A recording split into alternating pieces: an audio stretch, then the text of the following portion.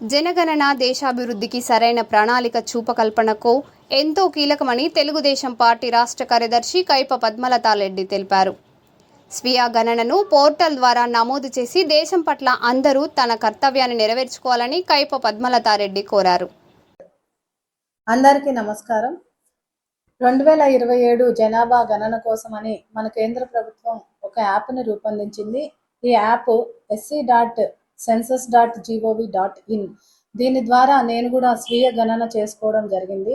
జనాభా లెక్కల గణన అనేది మన యొక్క దేశ అభివృద్ధికి, కొత్త ప్రణాళికలు సక్రమంగా నెరవేర్చడానికి చాలా అవసరము.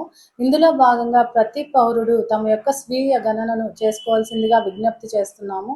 ఈ పోర్టల్ అనేది ప్రతి ఒక్కరికి ఏప్రిల్ 16 నుంచి ఏప్రిల్ 30 వరకు అందుబాటులో ఉంది.